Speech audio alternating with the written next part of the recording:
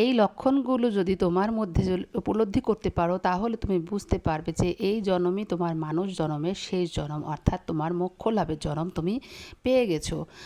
শুধু দর্শকবৃন্দ, আমার সনাতন শিক্ষালয়ের পরম বন্ধুরা, ভক্তগণেরা, তোমাদের চরণে সশ্রদ্ধ প্রণাম জানিয়ে আজকে একটি অসম্ভব সুন্দর একটি বিষয় নিয়ে আলোচনা করব, যে বিষয় জানতে অনেকেরই আগ্রহ প্রকাশ করা আছে। তাই আজকের এই ভিডিওটি আমি তোমাদের সামনে আজকে যে বিষয় তুলব সেটা অত্যন্ত একটি গুরুত্বপূর্ণ বিষয়।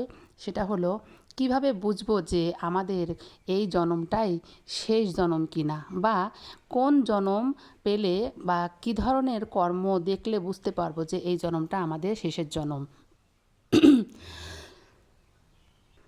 সনাতন ধর্মে বিভিন্ন ধরনের মত ও পথের কথা বলা হয়েছে। বিভিন্ন যুগে যুগে বিভিন্ন মনি ঋষিরা, অনেক বিভিন্ন ধরনের ব্যক্তিবর্গরা তারা নিজেদের মতামত প্রকাশ করেছেন, বিভিন্ন ধরনের লক্ষণের কথা প্রকাশ করেছেন, যা কিছু আমাদের ধর্মকে বেশভাবে প্রভাবিত করে এবং আমরা সেই পথে পরিচালিত হবার জন্য চেষ্টা করে থাকি।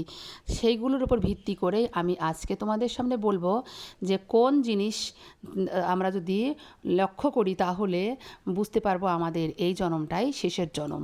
প্রথমত তোমাদের নিজেদেরকে খেয়াল করতে হবে যে পরমেশ্বরের প্রতি অবিচল ভক্তি ও শরণাগতি।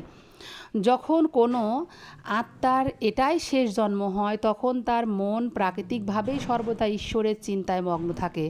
শ্রীকৃষ্ণ গীতায় বলেছেন, বহুনাং জন্ম নামন্তে জ্ঞানবানং প্রপদ্যন্তে, অর্থাৎ বহু জন্মের পর তত্ত্বজ্ঞানী ব্যক্তি সর্বকারণের কারণরূপে আমাকে জেনে আমার শরণাগত হন।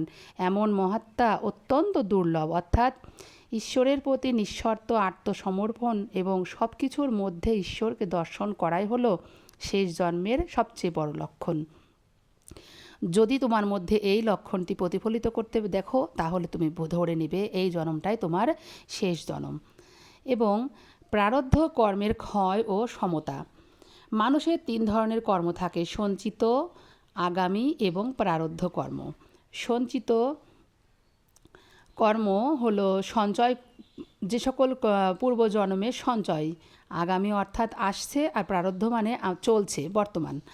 তাহলে শেষ জন্মে মানুষ তার পূর্বের সব প্রারব্ধ কর্ম, যা এই জন্মে ভোগ করার জন্য নির্ধারিত, খুব শান্তভাবে সুখ দুঃখে বিচলিত না হয়ে ভোগ করে শেষ করে ফেলে। তারা অনুকূল বা প্রতিকূল উভয় পরিস্থিতি ঈশ্বরের ইচ্ছা বা কর্মের ফল হিসেবে হাসি মুখে মেনে নেয়।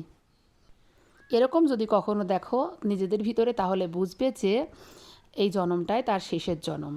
আরেকটি আছে অহংকার মুক্তি এবং অহিংসা। এই স্তরে মানুষের ভেতরে থেকে আমি এবং আমার এই ভাব বা অহংকার পুরোপুরি মুছে যায়। তারা নিজেকে সমস্ত সৃষ্টির একটি অংশ মনে করেন, ফলে তাদের মনে কারো প্রতি হিংসা, দ্বেষ বা ক্রোধ থাকে না। সব জীবের প্রতি তাদের হৃদয়ে কেবলই করুণা এবং প্রেম বিরাজ করে। এই ধরনের মন মানসিকতা যখনই মনের ভিতরে উদয় হয়, অর্থাৎ যে আত্মাতে এই ধরনের চিন্তাভাবনা উপস্থিত হয়, ধরে নিতে হবে যে সেই আত্মাধারী ব্যক্তিটির এই জন্মটা শেষের জন্ম। আরেকটি ব্রহ্ম জ্ঞান বা আত্মজ্ঞান লাভ। শেষ জন্মে মানুষ বুঝতে পারে যে সে কেবল এই নশ্বর শরীর নয়, সে হলো অবিনশ্বর আত্মা।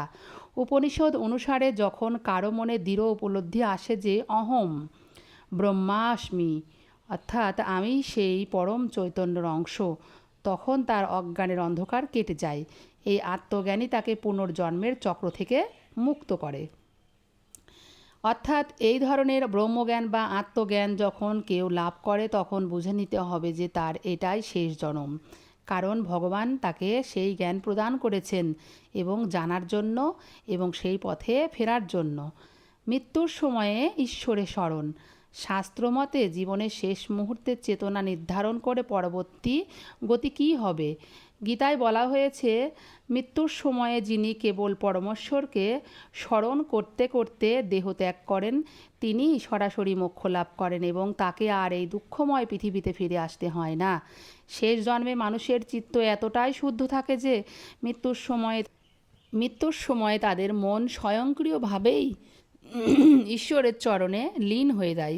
সংক্ষেপে বলতে গেলে, যদি কোনো ব্যক্তির জীবন থেকে লোভ, ক্ষোভ, মোহ, অহংকার পুরোপুরি দূর হয়ে যায় এবং তার প্রতিটি শ্বাস প্রশ্বাস ভগবানের কৃতজ্ঞতায় এবং মানব কল্যাণে নিয়োজিত হয়, তবে সনাতন শাস্ত্র অনুযায়ী ধরে নেওয়া যায় যে সেই পুণ্যবান আত্মা তার দীর্ঘ জন্ম জন্মান্তরের যাত্রা শেষ করে এবার পরমাত্মার সঙ্গে বিলীন হতে চলেছে।